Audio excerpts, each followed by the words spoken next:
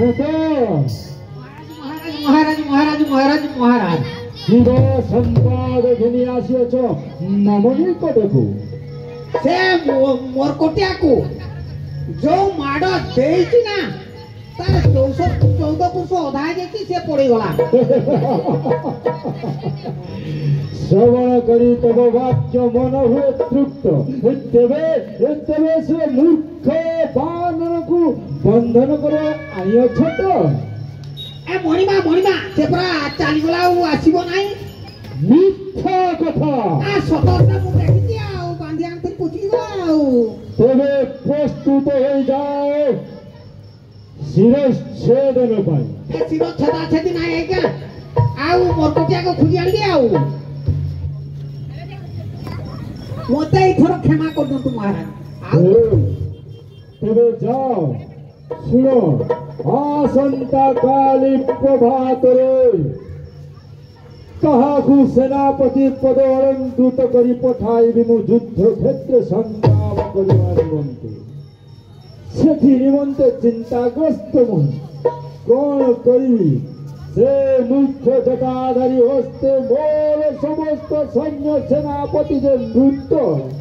ମହାରାଜ ଆଉ ଜଣେ ଯୋଉ ଅଛନ୍ତି ଯୋଉ ନିଦ୍ରା ଯାଇଛନ୍ତି ସେଇ ତ ଅଛି ନା ପୁଣି। କଣ କହିଲୁ ତୁ? ତେବେ କଣ ମୋର ଭ୍ରାତା କୁମ୍ଭକର୍ଣ୍ଣ ଅମୃତର ବର୍ଷା ଛିଡ଼ା ମୋ ଉପରେ ତେଲୁ ତେବେ ସିଞ୍ଚନ କରି ଯାଅ ଅବିଳମ୍ବେ ମୋର ଭ୍ରାତା କୁମ୍ଭକର୍ଣ୍ଣକୁ ନିଦ୍ରାରୁ ଜାଗ୍ରତ କର।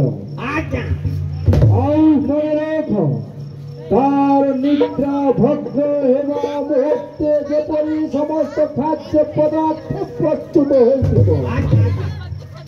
ତେବେ ତାର ନିଦ୍ରା ତ୍ୟାଗିବା ନିମନ୍ତେ ଆଉ 2 ମାସ ବାକି ଅଛି। 2 ମାସ ନିଦ୍ରା ଗଲା ବେଳକୁ ତ ସବୁ ସରି ଯାଇଥିବ ଆଜ୍ଞା। ଜବରଦସ୍ତି ଉଠେଇତେ ପଡିବ ନା ଆଉ। ତେବେ ଯାଅ ତୁମେ ଅବିଳମ୍ବେ କାର୍ଯ୍ୟ ସମ୍ପନ୍ନ କର। ନାରାୟଣ ମୁଁ ମଧ୍ୟ ଯିବି ମୋର ଭ୍ରାତା କୁମ୍ଭକର୍ଣ୍ଣକୁ ନିଦ୍ରାରୁ ଜାଗ୍ରତ କରାଇବା ନିମନ୍ତେ। ଆଜ୍ଞା ପୁରାପୁରି ଜାଗ୍ରତ କରିବା ଆଜ୍ଞା। ସୈନ୍ୟ ସେନାପତି ସମସ୍ତେ ଯାଇକି ତାକୁ ପାଟିତୁଣ୍ଡ କରି ଉଠେଇବେ ନା ଆଉ। ତମେ ଆସ ଦୂତ ମୋ ସଙ୍ଗତରେ ଆସ। ତାର ସୈନ୍ୟ କକ୍ଷକୁ ଆମ୍ଭେ ଯାତ୍ରା କରିବା। ତାର ନିଦ୍ରା ଭକ୍ତ କରି ଯୁଦ୍ଧ କ୍ଷେତ୍ରକୁ ଆମ୍ଭେ ପ୍ରେରଣ କରିବା। ଆସ ଦୂତ।